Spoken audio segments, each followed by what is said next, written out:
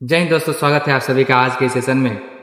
आज हम बात करने वाले हैं NCERT class 6 chapter 3 what is government, यानी सरकार क्या है। सरकार का साधारण अर्थ देश या राज्य में कानून बनाना, निर्णय लेना, सुरक्षा प्रदान करना और व्यवस्था को बनाए रखना है। यानी किसी भी देश की सरकार उस राज्य में कानून व्यवस्था को बनाए रखती है, उस देश की सुरक्षा करती है, उस देश के लिए निर्णय लेती है, ऐसे ही कार्य करती है, शांति, सुरक्षा और विकास का कार्य करती है। सरकार के 3 स्तर होते हैं। कार्यपालिका, हमारे इस भारतीय सरकार के, हमारे भारत की जो सरकार है इसके 3 स्तर हैं। कार्यपालिका, न्यायपालिका और विधायिका।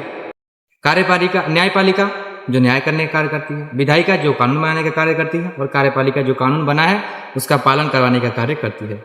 सरकार की आवश्यकता क्यों है? कानून व व्यवस्था बनाए रखने के लिए सरकार की आवश्यकता है, लोगों को सुरक्षा प्रदान करने के लिए सरकार की आवश्यकता है, सार्वजनिक सेवा देने के लिए और देश की रक्षा करने के लिए। सरकार के स्तर, सरकार के मुख्य रूप से 3 स्तर हैं। एक केंद्र की सरकार जो पूरे देश के लिए कार्य करती है, दूसरे राज्य की सरकार जो किसी राज्य के लिए कार्य करती है, जैसे अपने बिहार के लिए नीतीश कुमार थे जो कि अब इस्तीफा दे रहे हैं, और उसी तरह यूपी के लिए योगी आदित्यनाथ हो गए।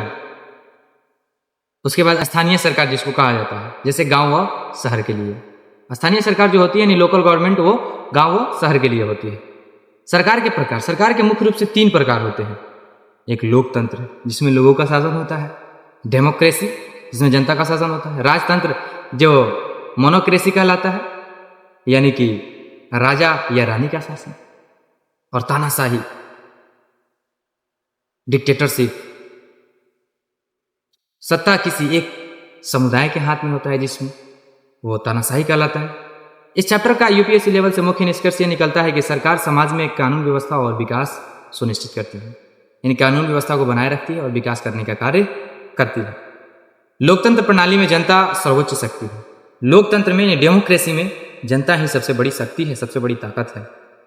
सरकार के विभिन्न स्तर प्रशासन को विकेंद्रीकृत और प्रभावित बनाते हैं। सरकार के जो विभिन्न स्तर हैं, जैसे कार्यपालिका, न्यायपालिका, विधायिका, ये और प्रशासन को विकेंद्रित करते हैं और प्रभावित बनाते हैं। आई होप कि आपको ये चैप्टर समझ में आ गया होगा।